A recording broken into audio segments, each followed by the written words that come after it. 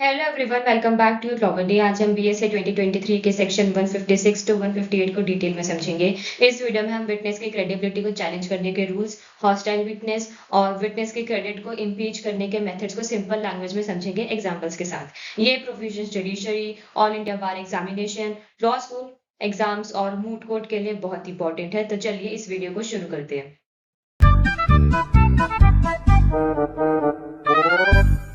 Section 156 जो है ये सेक्शन बताता है कि जब क्रॉस एग्जामिनेशन में विटनेस से उसके कैरेक्टर या फिर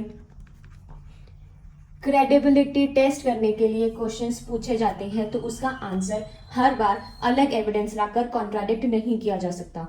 कोर्ट का टाइम अननेसेसरी कोलैटरल इश्यूज में वेस्ट ना हो, इसलिए ये रूल बनाया गया है। अब सेक्शन 156 क्या कहता है? ये कहता है कि अगर विटनेस से ऐसा क्वेश्चन पूछा गया जो सिर्फ उसकी क्रेडिबिलिटी या कैरेक्टर को टेस्ट करने के लिए रेलेवेंट है और विटनेस उसका आंसर दे देता है, तो जनरली उस आंसर को कॉन्ट्राडिक्ट करने के लिए अलग एविडेंस प्रोड्यूस नहीं की जा सकती। लेकिन अगर विटनेस ने झूठ बोला है तो बाद में उसके खिलाफ फॉल्स एविडेंस यानी कि परजरी का केस चल सकता है। जैसे कि फॉर एग्जाम्पल विटनेस से पूछा गया, क्या आपने पहले किसी इंश्योरेंस कंपनी के साथ फ्रॉड किया था? विटनेस बोलता है नहीं। अब सिर्फ उस आंसर को गलत प्रूव करने के लिए अलग विटनेसेस या डॉक्यूमेंट्स लाना जनरली अलाउड नहीं होगा। अब एक्सेप्शन के बारे में जानते हैं। एक्सेप्शन नंबर 1 जो है ये बताता है कि अगर विटनेस से पूछा गया है कि आप पहले किसी क्राइम में कन्विक्ट हुए थे और विटनेस मना कर देता है तो उसके प्रीवियस कन्विक्शन का रिकॉर्ड कोर्ट में प्रोड्यूस किया जा सकता है। एक और एग्जाम्पल के साथ समझते हैं। विटनेस बोलता है मैं कभी कन्विक्ट नहीं हुआ, लेकिन prosecution certified conviction record produce कर देता है, ये एडमिसिबल है। अब एक्सेप्शन नंबर 2 की बात करते हैं। एक्सेप्शन नंबर 2 जो है इसे हम कहते हैं इम्पार्शियलिटी का एक्सेप्शन।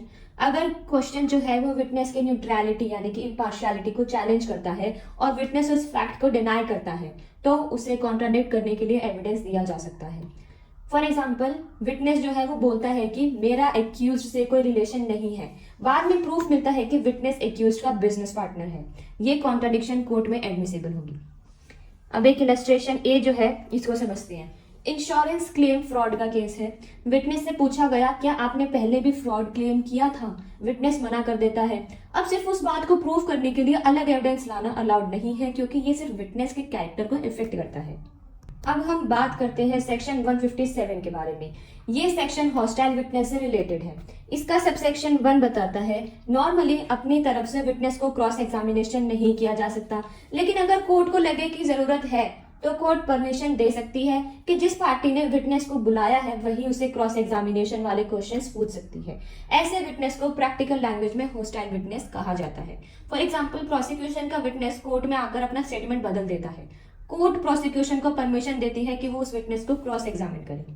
फिर आगे हम बात करते हैं सबसेक्शन 2 के बारे में। ये कहता है कि अगर कोर्ट ने पार्टी को अपने विटनेस से क्रॉस एग्जामिनेशन की परमिशन दे दी, इसका मतलब ये नहीं है कि उस विटनेस के पूरे एविडेंस रिजेक्ट हो जाएगा।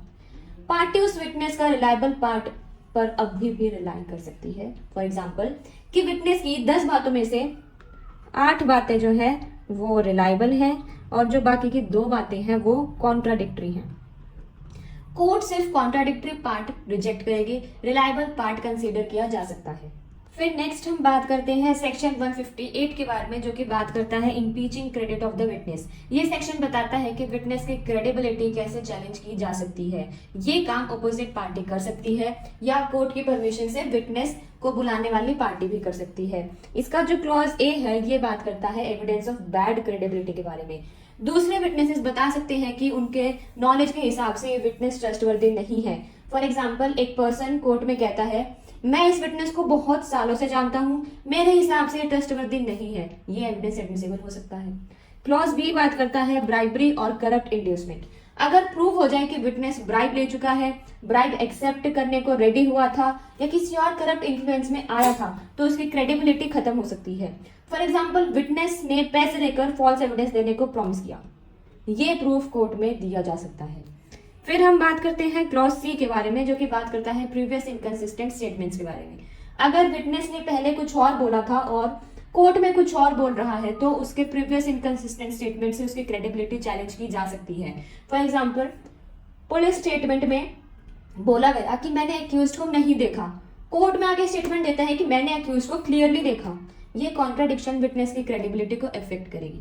अब इसके बाद है एक एक्सप्लेनेशन।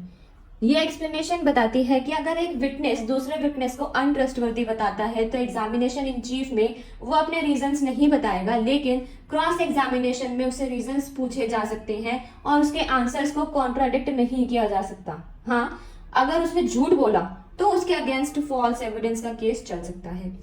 अब एक इलस्ट्रेशन के साथ समझते हैं। इलस्ट्रेशन ए जो है ये है कि ए ने बी के अगेंस्ट गुड्स की पेमेंट का सूट फाइल किया। विटनेस सी बोलता है मैंने गुड्स बी को डिलीवर किए। बाद में प्रूफ मिलता है कि सी ने पहले कहा था मैंने गुड्स डिलीवर नहीं किए। ये प्रीवियस इनकंसिस्टेंट स्टेटमेंट एडमिसिबल है क्योंकि ये विटनेस की क्रेडिबिलिटी को डायरेक्टली अफेक्ट करता है।